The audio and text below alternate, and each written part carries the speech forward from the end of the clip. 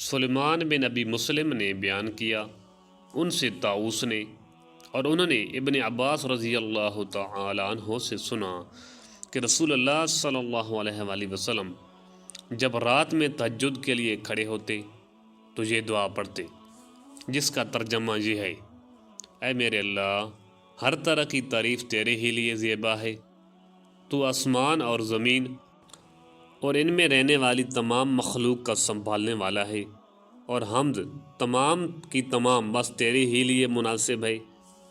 آسمان اور زمین اور ان کی تمام مخلوقات پر حکومت صرف تیری ہی لیے ہے، اور تعریف تیری ہی لیے ہے۔ تو آسمان اور زمین کا نور ہے، اور تعریف تیرے ہی لیے زیبا ہے۔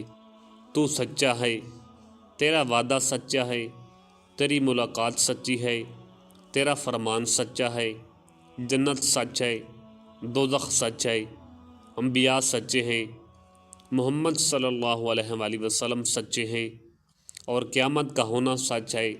اے میرے اللہ، میں تیرا ہی فرما بردار ہوں، اور تجھی پر ایمان رکھتا ہوں، تجھی پر بھروسہ ہے، تیرے ہی طرف رجوع کرتا ہوں، تیرے ہی عطا کیے ہوئے دلائل کے ذریعے بحث کرتا ہوں، اور تجھی کو حکم بناتا ہوں۔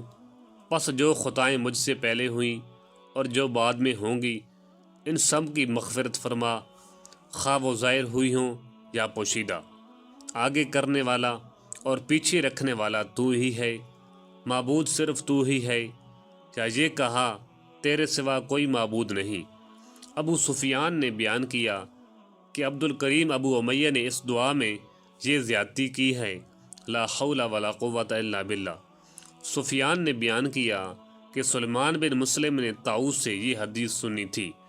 انہوں نے حضرت عبداللہ بن عباس رضی اللہ تعالی عنہ سے، اور انہوں نے نبی کریم صلی اللہ علیہ وآلہ وسلم سے۔ صحیح بخاری حدیث نمبر 1120۔